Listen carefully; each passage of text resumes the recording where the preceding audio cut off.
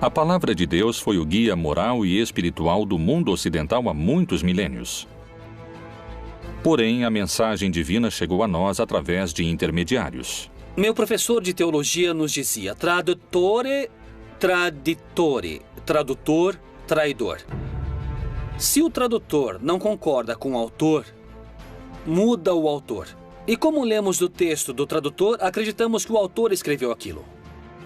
Quem foram os escolhidos para trazer os ensinamentos de Deus a todos nós? Foi Moisés realmente encarregado de levar seu povo através do deserto por uma mensagem divina? Os 10 mandamentos que conhecemos hoje são os que Deus deu a Moisés? Ou existiram outros que foram escondidos? Quando Deus fala da lei a Moisés, ele o manda ler 10 mandamentos. Porém, temos mais de 600 mandamentos que são entregues ao povo. Quem são as pessoas que dizem ser os atuais mensageiros de Deus? Deus deve poder falar através de algumas pessoas hoje. De certa forma, eles são como os anjos, eles são mensageiros de Deus. Pode a igreja assassinar a quem entregou uma mensagem diferente daquela que sua instituição pretendia? Chegaram novos mensageiros de Deus à América Latina que a igreja não reconhece? Um santo pagão é um termo com o qual se quer apelidar a pessoas que já morreram e que o povo ou determinado grupo o considera santo. Segundo a Bíblia, a palavra de Deus chega até nós através de seus vários mensageiros. Mas desde profetas bíblicos até sacerdotes medievais e delinquentes convertidos em santos pelo povo, todos têm sua mensagem e discordam entre si. Alguém diz a verdade e alguém mente? Qual é a verdadeira mensagem que Deus quis transmitir? Mensageiros de Deus, verdadeiros profetas ou farsantes profissionais? Cairo, Egito. É hoje uma populosa metrópole com mais de 8 milhões de habitantes. As margens do rio Nilo foram durante milênios o epicentro político da região. Para a tradição judaico-cristã, foi nessa região onde Deus começou a deixar seu rastro mais profundo na civilização. O povo judeu vivia sob o domínio cruel do faraó do Egito. Mas um dia nasceu o homem que daria início à insurreição. E o rei do Egito falou às parteiras das hebreias, das quais uma delas era Sifrá e a outra Puá, e disse: quando ajudardes a dar à luz as hebreias e as virdes sobre os assentos, se for filho, matai-o, mas se for filha, deixe-a viva. No lar de Moisés, a mãe ficou grávida, teve seu filho e o escondeu durante 3 meses. Por temor que o ferissem ou que o faraó o matasse. O colocou em uma arca com betume e o deixou no rio Nilo, em um lugar de juncos, para que não houvesse perigo de que se afogasse. E o menino foi descoberto pela filha do faraó. Ela o pegou e viu que era um menino hebreu desde o primeiro momento. Ela viu que era um menino hebreu e naquele momento se encontrava ali a irmã de Moisés. Ela disse à filha do faraó que conseguiria uma ama de leite, e a ama de leite que ela conseguiu era a mãe de Moisés. Desde as origens tem aqueles que duvidam dos relatos da vida e do nascimento do mensageiro mais notável da história bíblica. Assim são os mitos, porque hoje você coloca um bebê em um cesto de vime e afunda, né? Acredito que se usava boias naquela época, é isso. Só que, além disso, são tão acertados os mitos, não o resgata qualquer mulher. O resgata exatamente a filha do faraó. E permite que a mãe judia, que é outra coincidência mítica, seja ama de leite. Por que deveria ser tão importante no decorrer de sua história o fato de ser criado pela corte do faraó? Alguém que vai libertar e que vai liderar uma rebelião contra o poder não pode ser educado nem criado com mente de escravo. Muitas vezes o líder não deve ter os medos nem as ataduras dos oprimidos. Deus escolheu um representante para que leve sua palavra em um dos momentos mais escuros para o povo judeu. Qual é a forma em que Moisés se transforma no maior mensageiro de Deus de todos os tempos? O episódio da vocação de Moisés é muito lindo porque ele está pastoreando uns animais e de repente encontra-se com uma sarça ardendo que não se consome.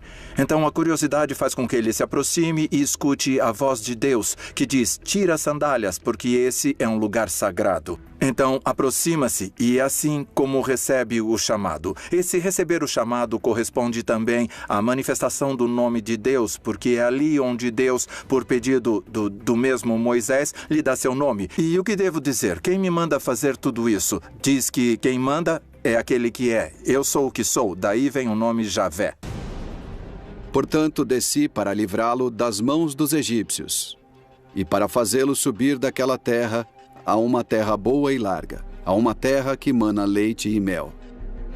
Vem, agora, pois, e eu te enviarei ao Faraó para que tires o meu povo, os filhos de Israel, do Egito. O texto conta que quando Moisés se vê diante de uma missão tão terrível, ele se sente assustado, porque o que eu vou dizer ao faraó? Porque ele vai me escutar? Quem sou eu para falar com ele? E Deus lhe dá uma série de truques.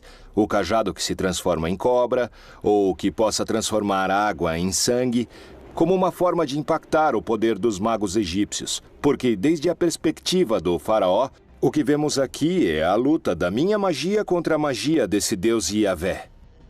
Moisés se apresentou diante do faraó como porta-voz de Jeová. Segundo a Bíblia, a resposta do faraó foi desafiadora.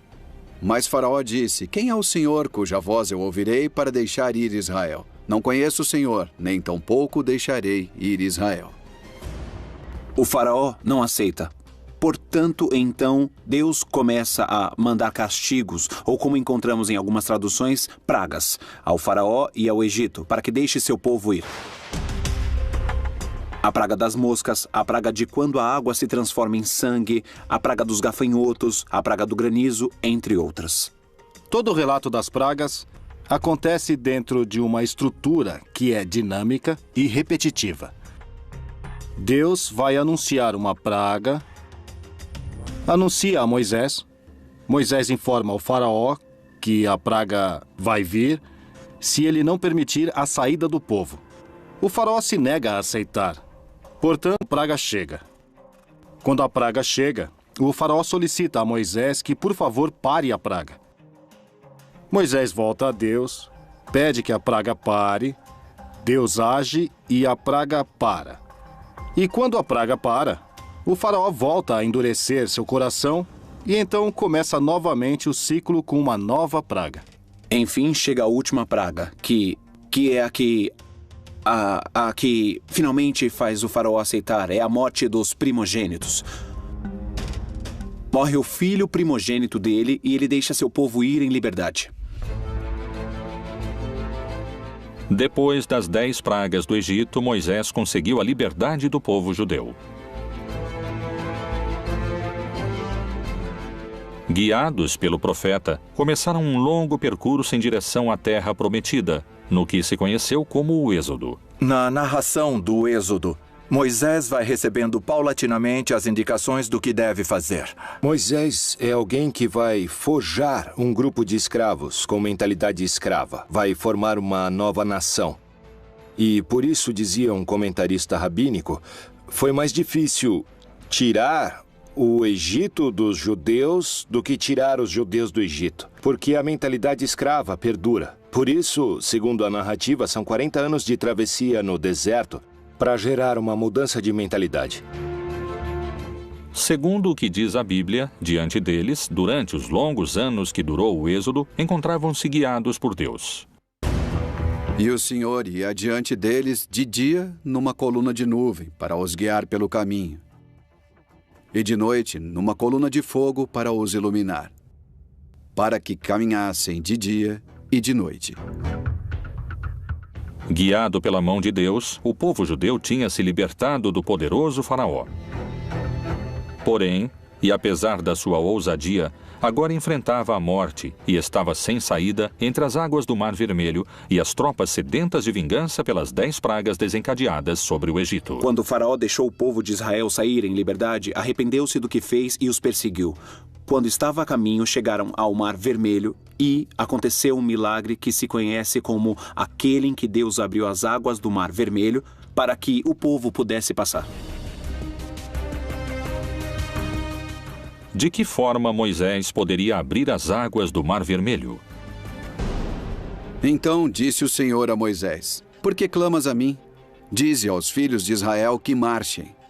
E tu, levanta tua vara e estende a tua mão sobre o mar, e fende-o, para que os filhos de Israel passem pelo meio do mar em seco. Quando o povo terminou de atravessar e chegou na outra margem, o faraó já estava perto deles. E diz o texto bíblico que Deus voltou a fechar ali as águas. Então morreram muitos dos que vinham perseguindo o povo de Israel. O Senhor diz: pega a vara que você traz, pega o cajado que traz, põe o cajado sobre a água e então a água teria se aberto. Em que consiste isso é um grande mistério, também não sabemos, mas algo extraordinário aconteceu a tal ponto que Israel conserva isso como uma das intervenções mais notáveis do Senhor em sua história. Segundo alguns eruditos, nos textos prévios à tradução da Bíblia, não existe nenhuma menção que faça referência ao Mar Vermelho. No lugar dele, menciona-se o Yam Suf. O Yam Suf não é o Mar Vermelho, porque o Mar Vermelho, se nos localizamos na geografia, no mapa da região, é um mar muito profundo e não estava nesse caminho onde moravam os filhos de Israel. O que se chama de mar de Yam Suf na Bíblia é um mar de junco. Não é um mar, é um lago salitre pelo seu contato com o mar que está situado na zona onde eles estão. É muito mais coerente, mais lógico em todos os pontos de vista. Então, sempre que eu falo do Mar Vermelho, eu falo do Mar das Canas ou do Mar de Junco. Moisés atravessa com seu povo as águas, e assim é que contam os textos sagrados. Porém, estudos científicos recentemente realizados colocam em dúvida o milagre divino. O mais provável é que estivesse vinculado a um canal muito importante e pode ter sido favorecido por algum regime de ventos relativamente importante. Na Bíblia, há uma passagem do Êxodo que serviu como guia para este estudo científico. Então Moisés estendeu a sua mão sobre o mar, e o Senhor fez retirar o mar por um forte vento oriental toda aquela noite. E o mar tornou-se em seco, e as águas foram partidas. As pessoas puderam atravessar o Mar Vermelho, provavelmente numa zona muito próxima da costa, nunca pelo centro do Mar Vermelho, onde seria improvável que tivesse uma abertura mesmo se tivesse muito vento. Se foi um fenômeno natural, então Moisés não falou com Deus? Sem dúvida, Moisés é um escolhido, um dos escolhidos mais claros, um grande caudilho escolhido pelo Senhor a realizar essa tarefa de mediação. Primeiro, na negociação com Faraó e depois de guiar o povo, tanto para atravessar o Mar Vermelho quanto na chegada à Terra Prometida, embora ele mesmo não entre na Terra Prometida. Claramente é um escolhido do Senhor para cumprir a missão. Aceitar a historicidade ou não nos relatos do Êxodo se torna um problema de fé. Novas leituras sobre o Antigo Testamento abrem dúvidas a eruditos e estudiosos sobre a forma em que Deus apresentou os 10 mandamentos a Moisés. Foi realmente Deus quem os ditou a Moisés? Ou são uma construção das autoridades judias da época? Existiram mais mandamentos secretos que quiseram ocultar? São reais os 10 mandamentos? Ou, como alguns afirmam, podem ser as 10 maiores mentiras da história?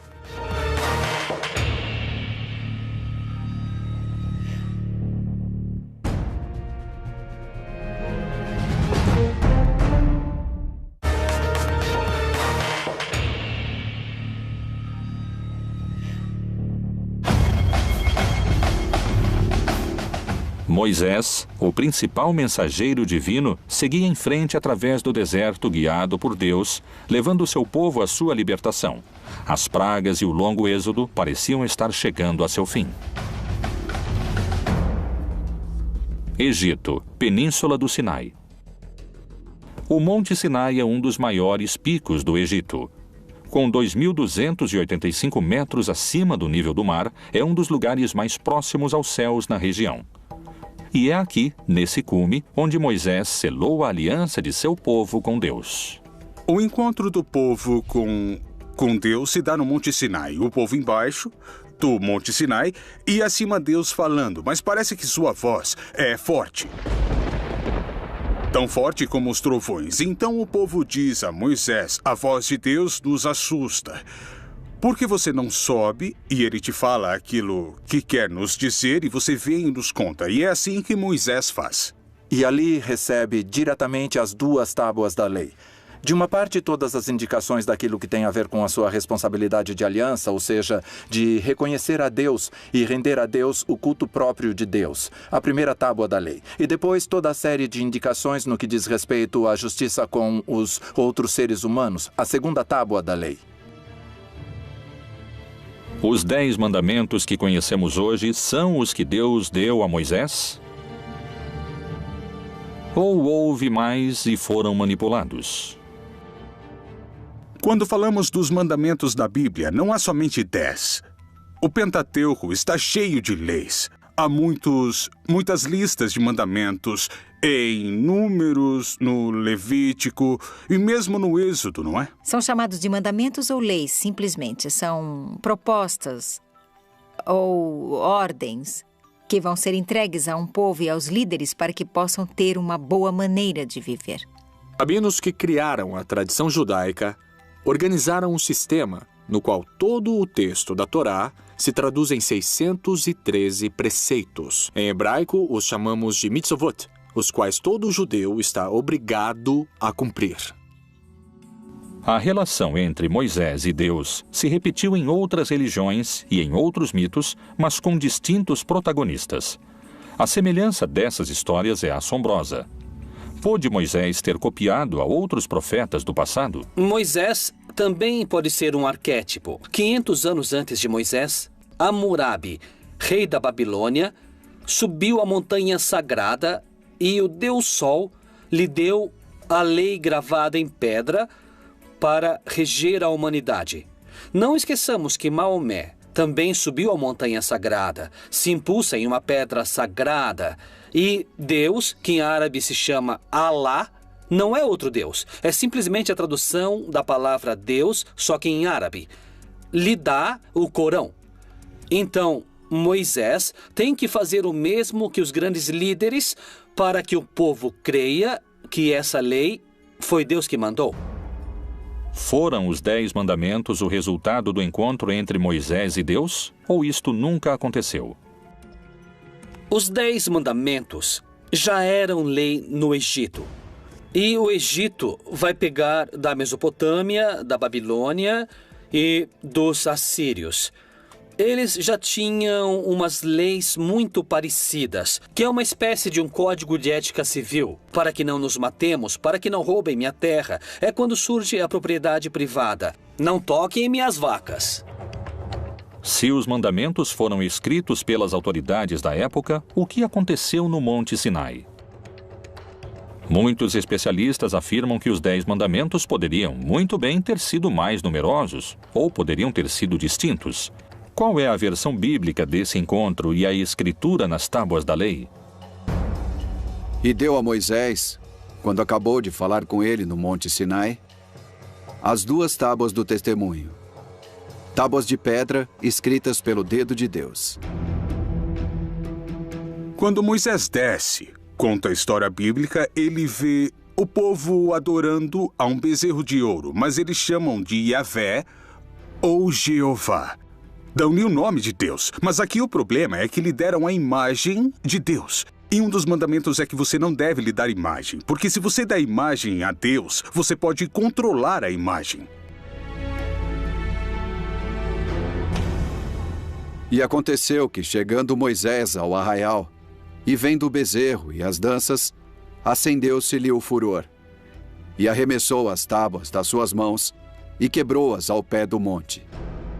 Os 10 mandamentos estão escritos em 2 tábuas, e houve 2 edições dessas 2 tábuas. A diferença entre uma e outra é que, segundo a Torá, no primeiro caso, Deus escreveu com sua própria mão as tábuas, e no segundo caso, Deus ditava e Moisés escrevia, o que nos dá lugar a pensar que ali Existe uma brecha. Meu professor de teologia nos dizia tradutore, traditore, tradutor, traidor.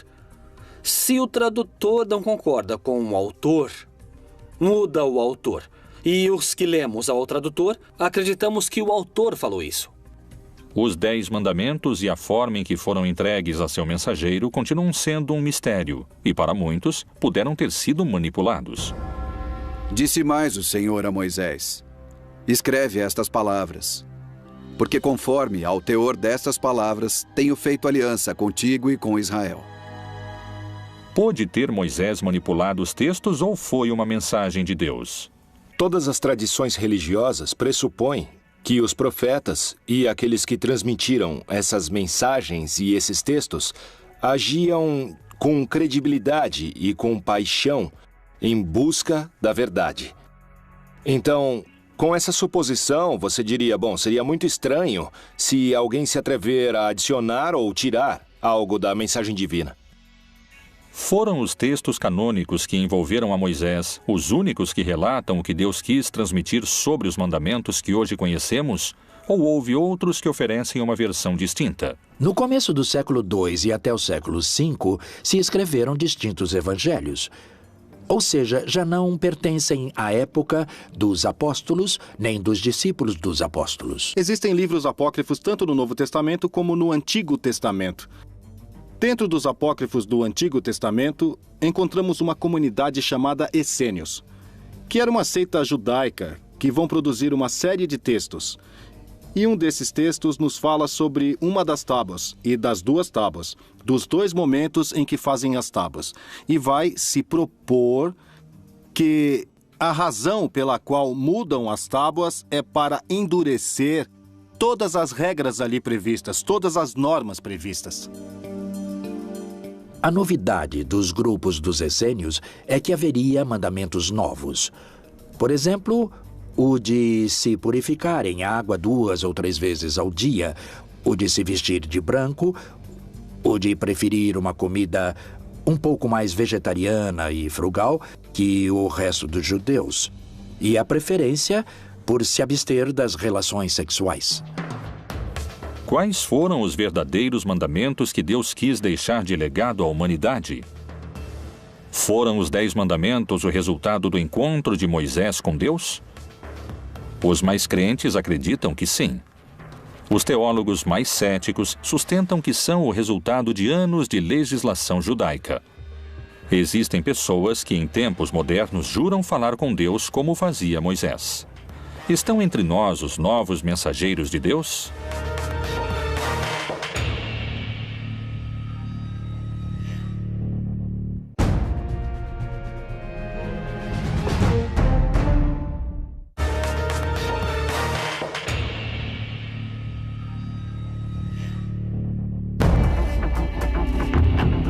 O encontro de Deus com Moisés, onde ele recebe os 10 mandamentos, continua sendo motivo de debate. Durante muitos anos, a Igreja tem tido distintos profetas que levaram a palavra bíblica. E muitos acreditam que as mensagens de Deus seguem, não se calaram, especialmente na América Latina. Em Centeno, Santa Fé, na República Argentina, está localizado o Santuário de Maria Rosa Mística. Um lugar onde uma mulher, Maria José Reynoso, diz se encontrar com a Virgem Maria.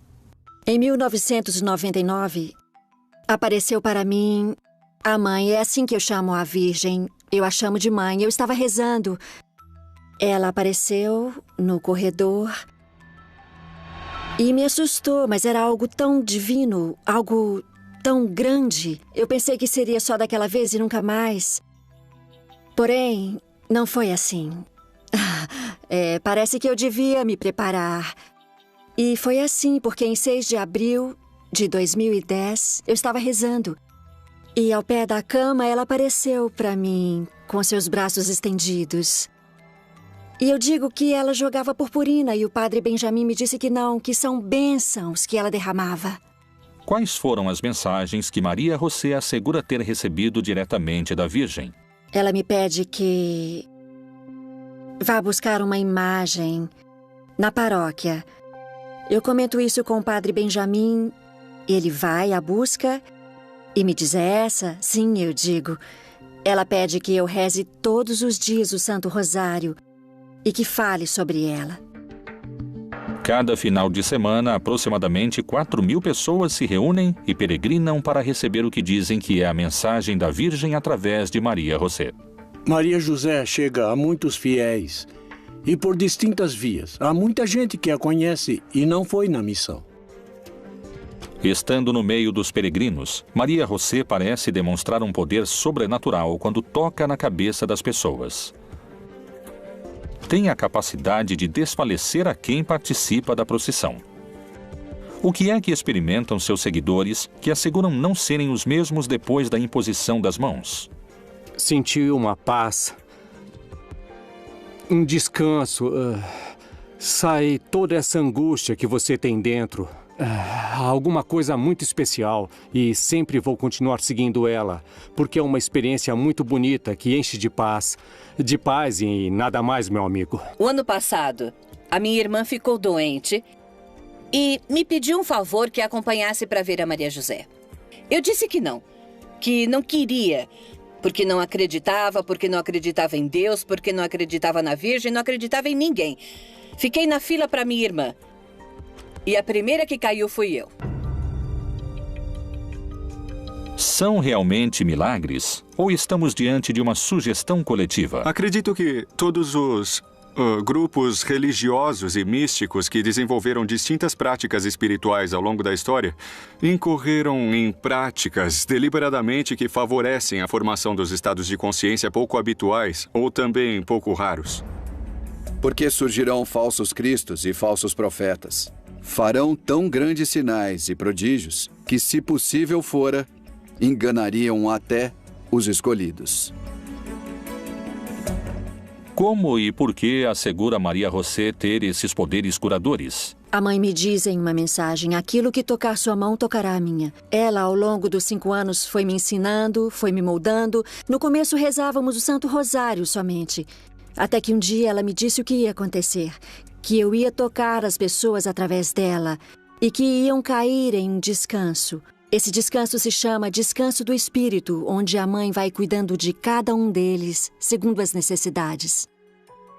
Segundo o que contam no hermético círculo que rodeia a Maria José Reynoso, as mensagens da Virgem continuaram chegando. A mãe aparece segundo as necessidades. Eu posso estar sozinha, posso estar em uma reunião... Posso estar, inclusive, nos lugares mais insólitos. Quando ela precisa, ela aparece. Às vezes ela não aparece, eu não posso vê-la. Mas sim, eu a escuto. É assim que é a nossa mãezinha do céu. As mensagens que transmite Maria José são a palavra de Deus através da Virgem? Ou são a voz de alguém que se alucina para fazer contato divino? O que acontece com os outros mensageiros latino-americanos? Colômbia, Bogotá.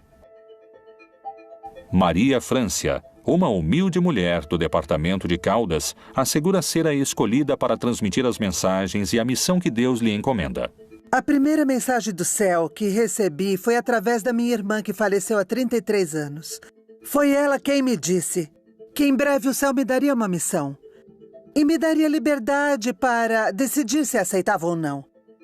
Se eu decidir aceitar a missão, o prêmio que me esperava era este. Então ela segura minha mão e me leva por todo o céu umas 4 ou 5 horas. E eu queria ficar ali, porque era uma mulher muito doente. Muito, muito doente. Eu disse à minha irmã que queria ficar no céu, que queria ficar ali junto com ela. Ela me disse que não. Vai, volta, que logo mais você conhecerá a missão da qual o céu vai te incumbir. Pôde realmente Deus manifestar suas mensagens através dos mortos? Se for o caso, quais puderam ter sido? Assim me deram a missão. Acredito que do céu, do Pai Deus, depois de receber mensagens, inicialmente da Virgem, depois do Nosso Senhor, depois uma mensagem de São João Paulo II, e Jesus me disse que cobrará cada uma das palavras que eu transmitir à humanidade de acordo com cada uma das frases que ele pronunciou. Há testemunhas que asseguram ter recebido as bênçãos e os milagres que Maria Francia realiza como mensageira de Deus. já que em dezembro começou a sair uma afta na minha boca. Eu fui ao médico e ele me encaminhou ao especialista. 8 dias depois voltei para buscar meus exames e acabou sendo câncer. E então chovia e eu fiquei ali parada na grade e passaram pela minha cabeça tantas coisas. Então olhei para aquela poça e ali havia uma luzinha que brilhava naquela poça d'água. Me ajoelhei e eu a peguei. Imaginem que naquela poça d'água eu vi a Virgenzinha. Era a Virgem de La Milagrosa, a Virgem que adoram aqui. A Maria Fernanda e o William são intermediários de Deus. E eu acredito firmemente que, através deles, Deus e a Virgem se comunicam com nós, nos dão suas mensagens e nos deixam conhecer muito do caminho e da vida deles. E assim eu continuei vindo. Então aconteceu que, 3 meses depois dela ter colocado as mãos em mim, me disseram que eu estava curada. Eu já não tinha mais nada. Graças a Deus e à Santíssima Virgem, me curei. A Bíblia parece contemplar a possibilidade dos mensageiros. E o Senhor, Deus de seus pais, falou-lhes constantemente por intermédio dos mensageiros, porque se compadeceu do seu povo e da sua habitação. De que maneira podemos saber se são realmente mensageiros de Deus? Como se manifesta a Igreja Católica nesses casos? A Igreja avalia essas mensagens, avalia a pessoa para ver se ela está lúcida e, se for esse o caso, nós também avaliamos a mensagem. É uma mensagem consistente com os evangelhos? As revelações privadas, incluindo tudo o que revelaram através da Virgem Maria e de suas aparições, são, de certa forma, opcionais. São boas para acreditar, mas não somos obrigados a acreditar nessas coisas. Para a igreja que acredita e é possível uma aparição, também manifesta prudência. E não é que a Virgem ou os santos estão aparecendo a todo segundo e a todo instante, e em qualquer lugar. E não dar tanto crédito a essas supostas aparições. Amados, não creiais a todo o espírito, mas provai se os espíritos são de Deus, porque já muitos falsos profetas se têm levantado no mundo. Não existe a possibilidade de que Deus precise de um mensageiro para ficar revelando realidades cotidianas e repetitivas. Acima de tudo, se Deus pretende uma mensagem específica a uma comunidade, não necessariamente vai querer uma pessoa exclusiva utilizada para esse tipo de manifestações.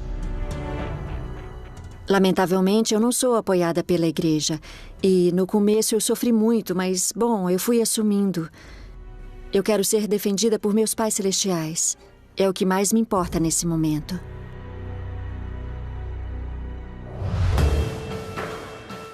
Os supostos porta-vozes de Deus propagam sua influência.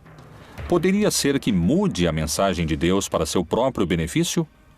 Sofreram perseguições aqueles que tentaram mostrar ao mundo outra interpretação da Bíblia? Estão manchadas de sangue as mãos da igreja? Existiriam crimes que querem esconder?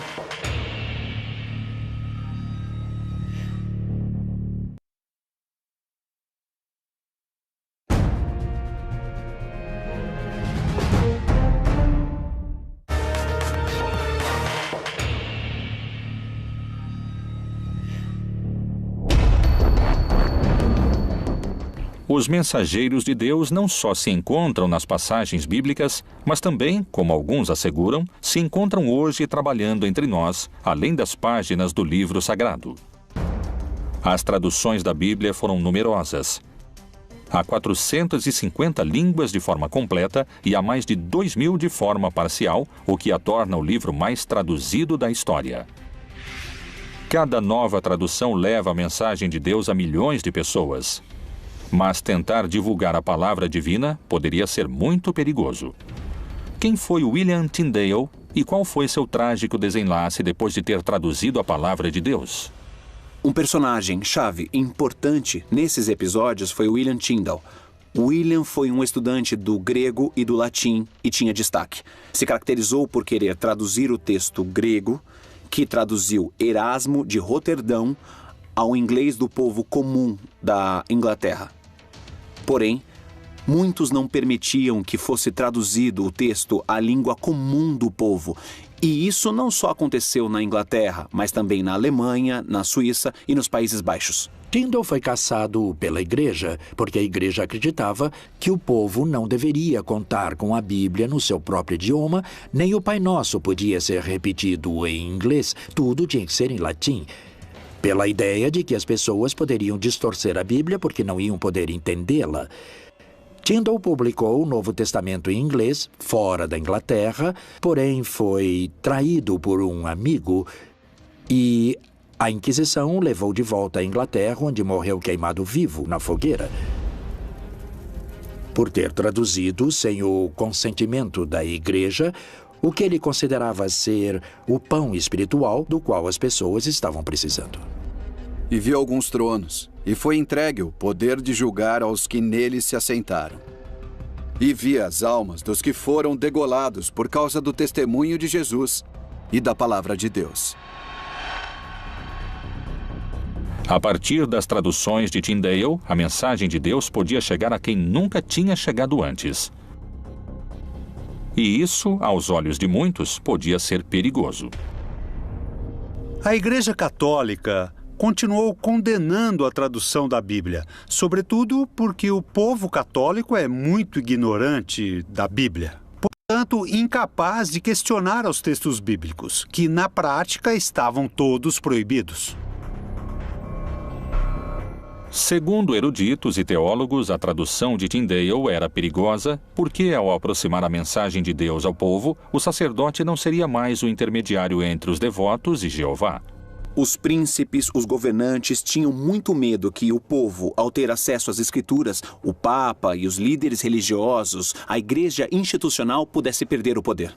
As pessoas comuns não deveriam ler a Bíblia porque iriam interpretá-la errado. O que, na verdade, ia acontecer é que as pessoas não iriam precisar do clero como intermediário. A ideia protestante era que o povo diretamente tinha que ter a Bíblia no seu idioma e que cada crente tinha que interpretá-la. Então, realmente não tinha problema. William é aprisionado, depois assassinado e, por fim, morre na forca, mas também é queimado. A razão? Por traduzir o texto do grego ao inglês comum do povo.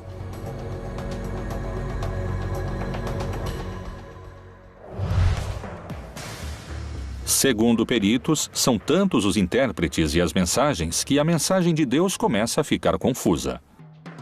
Poderia ser esse um dos motivos pelos quais muitas pessoas se inclinam a acreditar nos santos populares?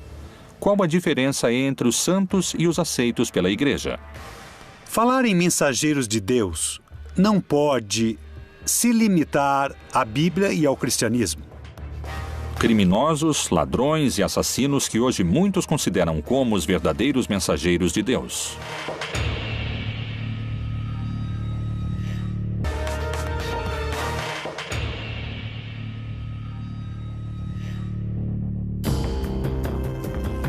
Os mensageiros de Deus ao longo da história tiveram distintos protagonistas e diferentes desfechos. Estão aqueles que recebem mensagens da Virgem ou aqueles que traduziram essa mensagem divina com um final trágico, como é o caso de William Tyndale. Na liturgia católica, os crentes pedem milagres a Deus através dos santos. Pelas distintas circunstâncias, a população recorre também a santos populares, muitos deles pagãos. Figuras que não foram aprovadas pela Igreja Católica e, apesar disso, mobilizam milhões de crentes. Na América Latina, seriam os santos pagãos vistos como os verdadeiros mensageiros de Deus? No texto bíblico, a palavra santa utilizada para as pessoas é o povo de Deus, porque era único e especial. E depois é a igreja, porque é única e especial. Não é a qualidade moral e humana da pessoa que a faz santa. Mas no contexto do Novo Testamento, é a eleição que Deus faz, que faz das pessoas. Porque eu sou o Senhor, que vos fiz subir da terra do Egito, para que eu seja vosso Deus, e para que sejais santos, porque eu sou santo. Muitos acusados de estupros, roubos e assassinatos. Os santos pagãos populares latino-americanos costumam ter um passado criminal. O santo dos narcotraficantes, o santo dos ladrões e etc., não seriam os mensageiros de Deus. Primeiro, nem sabemos se existiram. Segundo, o cristianismo não tem fetiches. O cristianismo não acredita que uma imagem ou que um objeto vai solucionar seus problemas. O interesse de Cristo está na transformação do coração das pessoas. Poderíamos pensar que os santos populares estão associados ao que seria a precarização, a necessidade, a ausência de canais institucionais para solucionar muitos problemas que eles poderiam ser atendidos sem necessidade de recorrer a forças mágicas ou sobrenaturais ou religiosas. Quem são os personagens transformados em santos populares para quem pedem milagres? México, Tijuana. Nessa região se sobressai a figura de Juan Soldado, santo patrono dos indocumentados mexicanos. A figura de Juan Soldado só tem sentido como todos os santos populares a partir da sua inscrição numa história social particular. E nesse caso, a história social é o fim da chamada Lei Seca, a Lei Volstead, do fim da proibição da bebida alcoólica. Isso gera um movimento, as pessoas se confrontam, tem mortos, se fecha a fronteira internacional, se declara o Dia Sangrento de Tijuana. Nesse movimento exato se dá o assassinato da menina Olga Camacho. As pessoas vão tentar linchar o suposto responsável, Juan Castillo Morales, que foi acusado e, em uma situação sumamente irregular, se faz justiça. E assim, diante dos olhos de todos, ele é abatido e morre. Imediatamente depois, começam a aparecer testemunhos onde, supostamente, Juan Castillo Morales aparece com sua alma clamando sua própria inocência. Então, as mesmas pessoas que queriam linchá-lo começam o processo de santificação. Mas quais seriam os motivos pelos quais se transformam em santos esses personagens que parecem estar tão afastados da palavra do Senhor? Na Bíblia não há nenhuma figura santa, não há nenhuma figura perfeita. Além disso, o livro de Eclesiastes, Planteia, diz uma frase que não há pessoa justa que não peque.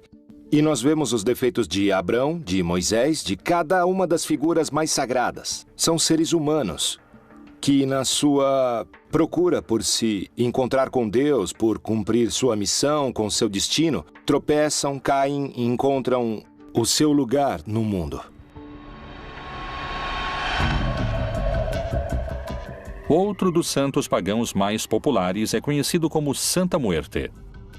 A origem dessa crença data da época pré-hispânica e está relacionada com os deuses astecas e maias. Por que aquelas pessoas que vivem vidas marcadas pela violência veneram a esse santo pagão? O culto a Santa Muerte nasce de uma contínua exposição a perder a vida. Pensa-se que o dono da vida é a morte. Então eu o adoro, eu lhe peço para não perder a vida em um contexto de violência e de morte. O culto à Santa Morte é um culto onde se misturam cultos típicos da violenta realidade carcerária que tem a ver com a manipulação de ossos, de cadáveres em determinados momentos rituais. Essas pessoas que provêm de setores populares levam a religiosidade dos setores populares também às cadeias. E nas cadeias se mistura com outro elemento também importante, que é o elemento da violência. E para fazer a diferença entre o santo e o profano, e entre o imundo e o limpo. A Santa Muerte é um culto aberrante e contraditório desde o ponto de vista católico. Não só não são mensageiros de Deus, são um perigo para quem entra nessas práticas e para quem se incorpora às filas dessas pseudo-religiões. Por que esses santos são venerados cada dia por mais pessoas se seu passado se relaciona com a violência e a morte? Os santos pagãos respondem a essas necessidades específicas das pessoas porque sempre há pobreza, sempre houve injustiça econômica. em todos os povos. Então, esses personagens e esses outros líderes alternativos vão dizer: venham, há um lugar para vocês se nas suas igrejas, nos seus governos e nas suas sociedades e nas suas famílias não aceitam vocês, nós sim aceitamos. E é claro que as pessoas vão responder a isso. Ocupariam os santos pagãos lugares de contenção que outras instituições não souberam atender? Seria essa uma forma plebeia e rebelde de se comunicar com Deus, na qual o povo estabelece seus próprios mensageiros?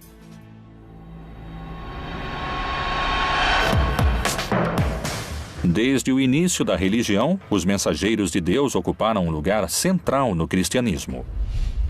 Realmente Moisés falou com Deus, ou pode ter formado parte de uma construção necessária para doutrinar o povo? Existiriam na atualidade pessoas que são portadoras da mensagem de Deus? A Igreja Católica procura difundir a palavra de Deus, ou alguns na instituição adaptam o sentido da Bíblia à sua conveniência? Os Mensageiros de Deus, outro dos mistérios da Bíblia Proibida.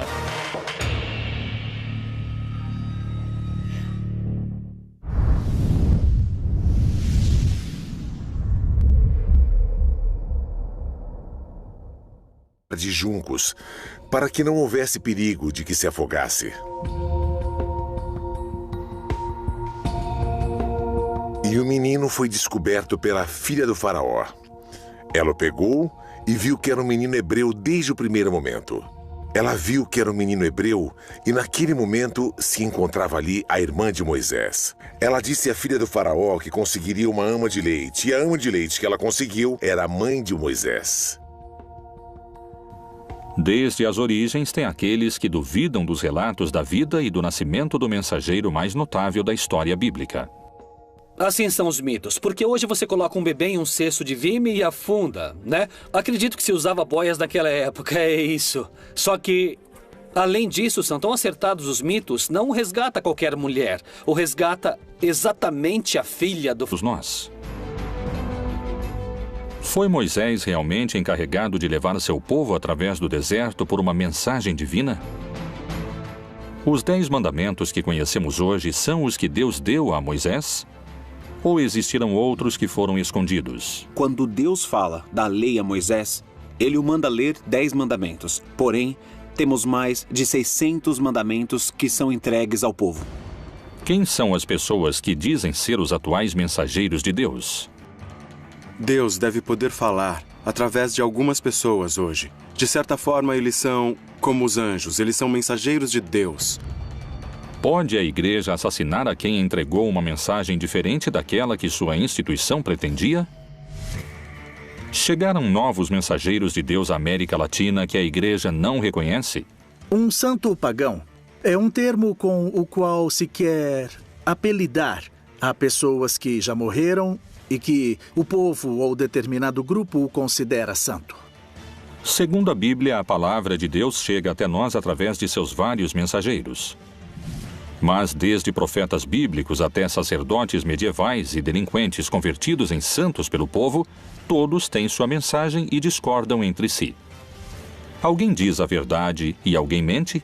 Qual é a verdadeira mensagem que Deus quis transmitir? Mensageiros de Deus. Verdadeiros profetas ou farsantes profissionais? Cairo, Egito. É hoje uma populosa metrópole com mais de 8 milhões de habitantes. As margens do Rio Nilo foram durante milênios o epicentro político da região.